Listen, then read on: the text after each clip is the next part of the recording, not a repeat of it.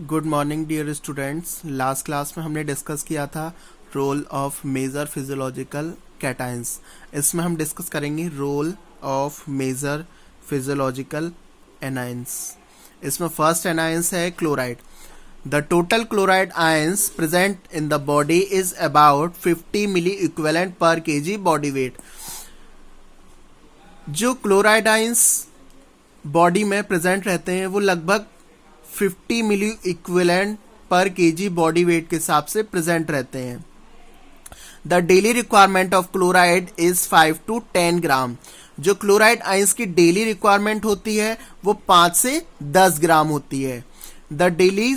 The dietary sources for chloride ions is common salt used in cooking.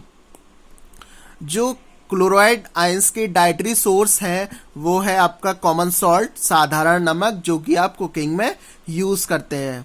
It is absorb in GIT. Chloride ions का absorption mainly gastrointestinal tract में होता है। Next है आपके the chloride ions are excreted mainly through the urine and sweat. जो chloride ions होते हैं वो मेनली एक्सक्रीट होते हैं यूरिन और स्वेट यानी पसीने के through. It is major anion of all body fluid. सभी बॉडी के फ्लूइड में से ये मेजर एनायन है। Chloride is a major anion of all body fluid. About 66% of anion present in plasma as chloride ions. लगभग 66% anion plasma में present रहते हैं एज क्लोराइड आयंस के फॉर्म में। Chloride ions do not exert any pharmacological action. Chloride ions का कोई भी pharmacological action नहीं है, लेकिन इसके दो मेन फंक्शन है। Chloride ions serves mainly two functions. दो फंक्शंस हैं। फर्स्ट है इसमें osmotic balance between different body fluid. एक तो आपका ऑस्मोटिक प्रेशर को बैलेंस करके रखता है बॉडी के फ्लूइड में। सेकंड है it is also responsible for maintenance the balance of charge between the body fluid. Body के फ्लूइड में चार्ज को मेंटेन करके रखता है। Charge in the sense positive और आइदर नेगेटिव चार्ज।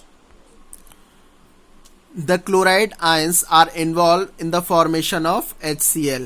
ये बॉडी में HCl के फॉर्मेशन के लिए भी रेस्पॉन्सिबल होता है। And also maintenance of acid base balance. और बॉडी में एसिड बेस को बैलेंस करके रखता है, pH लेवल को मेंटेन करता है। सेकेंड एनायन है आपका sulphate. Very small quantity of this ion is present in plasma and interstitial fluid। Plasma और interstitial fluid both are extracellular fluid। ये प्लाज्मा और इंटरस्टिशियल फ्लूइड में बहुत कम क्वांटिटी में प्रेजेंट रहते हैं। The good dietary source are animal and plant proteins having sulphur containing amino acid like cysteine and methionine. जो सल्फेट के डाइटरी सोर्स हैं वो एनिमल और प्लांट प्रोटीन है। नेक्स्ट है having sulphur containing amino acid like cysteine और methionine. जो sulphur containing amino acid है वो है सिस्टीन और मिथियोनिन।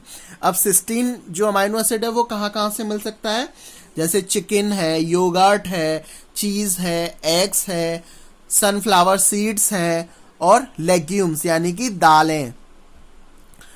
और मिथ्योनिन कहाँ कहाँ से मिल सकता है, एग से, मीट से, फिश, सीसम सीड्स, नट्स और legumes. They are deprived from metabolism of 2 amino acids. मतलब सिस्टीन और मेटाबॉलिज्म से ये डेप्राइव्ड रह जाते हैं, वंचित रह जाते हैं। Sulphur containing compounds are important in detoxification mechanism. जो भी सल्फर कंटेनिंग कंपाउंड्स होते हैं वो डिटॉक्सिफिकेशन मैकेनिज्म में हेल्प करते हैं। डिटॉक्सिफिकेशन मैकेनिज्म क्या है? Detoxification is a process by which the toxic substance are converted into less toxic substance which are eliminated through the urine. जो हाईली टॉक्सिक सब्सटेंस होते हैं उनको लेस टॉक्सिक सब्सटेंस में कन्वर्ट करता है और यूरिन के थ्रू एलिमिनेट करता है। नेक्स्ट एनायन है आपका bicarbonate. It is the second largest anion present in the extracellular fluid compartment. ये सेकेंड लार्जेस्ट एनायन है जो कि एक्स्ट्रा सेल्यूलर फ्लूइड कंपार्टमेंट में प्रेजेंट रहता है। The bicarbonate ions along with carbonic acid act as maintenance of acid base balance. जो bicarbonate के ions होते हैं वो कार्बोनिक एसिड के साथ मिलकर एसिड और बेस को बैलेंस करके रखते हैं, मेंटेन करते हैं, पीएच लेवल को मेंटेन करते हैं। If there is excess of bicarbonate it produce metabolic alkalosis and depletion of bicarbonate causes metabolic acidosis। अगर बॉडी में बाइकार्बोनेट के आयंस बढ़ जाते हैं तो हम कह सकते हैं कि मेटाबॉलिक एल्कलोसिस है। अगर वहीं बाइकार्बोनेट के आयंस कम हो जाते हैं, डिप्लीशन मतलब कम हो जाते हैं, तो हम कह सकते हैं कि मेटाबॉलिक एसिडोसिस है। नेक्स्ट है आपका anion phosphate. Phosphate ions is a major anion of ICF compartment, intracellular fluid compartment का main component है phosphate ions।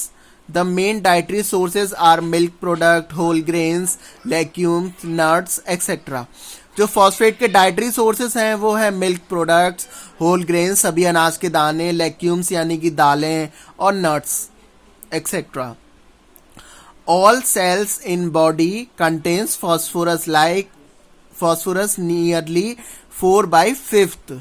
बॉडी की सभी सेल्स में फॉस्फोरस लगभग 4/5 के हिसाब से प्रेजेंट रहता है। 4/5 का मतलब है यहाँ पे लगभग 80%, लगभग 80% बॉडी की सभी सेल्स में फॉस्फोरस प्रेजेंट रहता है। Phosphorus present in teeth and bones along with calcium. Phosphorus जो होता है वो बोन्स और टीथ में प्रेजेंट रहता है कैल्शियम के साथ में। The daily requirement of phosphate is about 0.8 gram per day.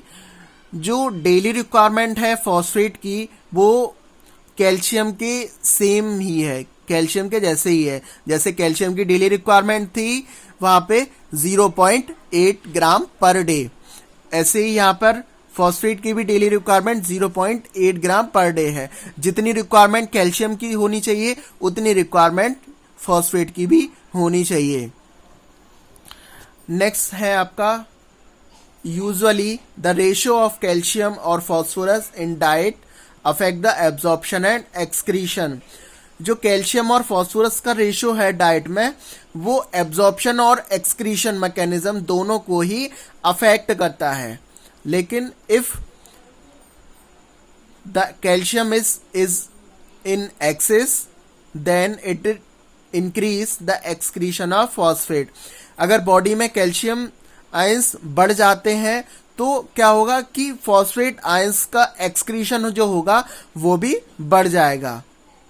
अगर बॉडी में कैल्शियम आयंस की क्वांटिटी अगर बढ़ जाती है, इंक्रीज हो जाती है, तो क्या होगा कि फॉस्फेट के आयंस हमारी बॉडी से एक्सक्रीट आउट ज्यादा क्वांटिटी में होंगे। नेक्स्ट है vitamin D affect the metabolism of calcium which is concern with phosphate. Vitamin D जो होता है वो कैल्शियम के मेटाबॉलिज्म के लिए रेस्पॉन्सिबल होता है। लेकिन जब कैल्शियम आपका फॉस्फेट के साथ प्रेजेंट रहेगा तो वो इसके साथ भी इसके मेटाबॉलिज्म को अफेक्ट करेगा। In the body fluid it is present as monohydrogen phosphate और डाईहाइड्रोजन फॉस्फेट। बॉडी के फ्लूइड में जो फॉस्फेट होता है वो मोनोहाइड्रोजन फॉस्फेट और डाईहाइड्रोजन फॉस्फेट के फॉर्म में प्रेजेंट रहता है। It is essential for proper development of bones and teeth. ये बोन्स और टीथ के डेवलपमेंट के लिए रेस्पॉन्सिबल होता है। Thank you.